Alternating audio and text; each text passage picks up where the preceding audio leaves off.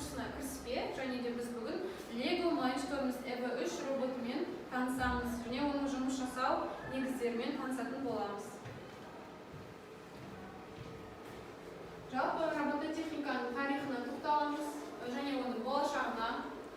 Ең алғашқы робот техникасын Архимедті білеміз ғой, Аристотель, Архимедті атақты математиктері солардың кезінен бастап алғашқы роботтар пайда бола бастаған. Ол біздің заманымызға дейінгі 4-ші және 3-ші ғасырда болған. Әрі қарай робот техникасының қазірге дейінгі даму тарихы 1464 жылы Леонардо да Винчи деген суретшіні білеміз ба? Мона Лиза деген картинканың авторы, барлығымызға белгілі. Осы Леонардо да Винчи 12 жасында адам тәрізді бірнеше қимыл жасауға мүмкіндігі бар гуманоид автоматтың жобасын құрған болады. Гуманоид деген ол адам деген мағынаны білдіреді, яғни роботтар адамның автоматтандырылған түрі деп айтатын болса, ол соның жобасын сол кезде жасап шыққан екен. Одан кейін 1833 жылы Чарльз Бейбидж деген аналитикалық машинаны құрастырған. Бұл жобаға қатысқан Ада Лавлейс деген ол атақты программист, ол туралы айтатын боламыз. Осындай алғашқы роботтың үлгілерін жасап шығарған. Ары қарай. Енді 1940 жылы Альберт Азимов және оның балаға әсері туралы, осындай роботтар туралы жаңағыдай жазып шыққан болатын. Робот адамды жарақаттай алмайды, немесе елемеу арқылы адамның жарақаттануына мән бермейді, жол бермейді. Біз білеміз, робот тек қана біздің командамызды орындайды, солай ма? Біз оған қандай команда жазамыз, біз оған қандай жаңағыдай бұйрық береміз, ол соны ғана нақты орындайтын болады. Сол үшін ол адамға ешқандай да зиян келтіре алмайды деген екен. Енді 1949 жылы пайда болған робот Уильям Грей Уолтер таспаха деп аталады. Ұқсайды ма таспахаға? Алғашқы автономды роботты құрастырған. Енді мына жерде қарайтын болсақ, Honda деп аталатын жалпы фирма бар. Осы фирманың жасап шығарған жаңағыдай роботтары. Қарасақ 1986 жылға ең алғашқы жасап шығарған роботтар, одан кейін 96 жылғы арада 10 жыл өткен кезде өзгерістер өте көп, роботтар жинақтала бастаған. Және де 2000 жылғы Honda Asima гуманоид роботын ұсынды. Яғни гуманоид дегеніміз адамға ұқсайды ма? Адамның жаңағы бейнесі десек те болады. Енді 2005 жылғы автомобильдерге роботтарды қолдана бастады. Мысалы, күнделікті өмірде біз қолданамыз. Мына жаққа қарайықшы, робот техникасын қолданатын салаларға. Бізде өндірісте, медицинада көріп тұрмыз ба? Білім беруде, оң жақта бұрышта, зерттеу салаларында, іздеу жұмыстарында, әскери техника салаларында робототехника өте кеңінен қолданылады. Оны білеміз, неге қарасаңдар болады.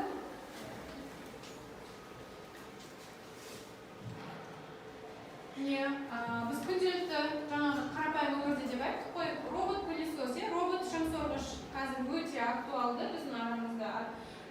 Осы робот 980 шаңсорғыш роботы қазір бұдан да ол жинақталған, жұмысы өте жылдам, оның күнделікті өмірде біз қолданамыз. Әскери және полиция роботына ертегіні білеміз ба біз? Осы роботқа байланысты қалай деп аталатын еді сол роботтың аты? Есіңізге түсірейікші?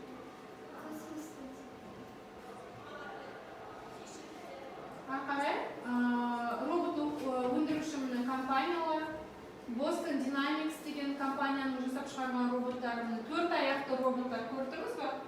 Одан кейін 2 аяқты роботтар бар. Енді өндірістік роботтар бұл жерде жүктерді көтере алатын, мысалы 420 килограммға дейінгі роботтарды көтере алатын. Медициналық роботтар, мысалы, дәл қазір бізде адамды тексеру үшін өте бізге қиын, сол үшін роботтардың көмегіне жүгіну бізге оңайырақ, уақытты тез, ұтымды және де нақты нәтижелер алуға болады осы роботтардың арқасында. Енді біздің нақты жұмыс жасайтынымыз біздің осы оқуға арналған роботтар, ол бізде Education, Lego Education роботтары, Makeblog және Vex Robotics деген осы роботтармен біз танысып жұмыс жасайтын боламыз. Келесі Arduino бұл платформалар, бұл платалар, микроконтроллер арқылы жұмыс жасаймыз. Бұл жерде Raspberry және де Beagleboard деген платалар бар екен. Біз бүгін жұмыс жасайтынымыз Lego EV3 сендердің алдарында тұрған жинақтарды көріп тұрмыз ғой, мінекей робот Lego Mindstorms EV3 жинағы алдарындағы ашып көрсеңдер болады.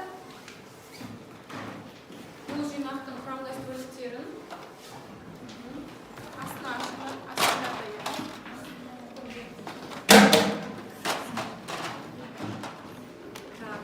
осы жерде қазір бірінші танысып шығайық осы құрамдас бөліктермен.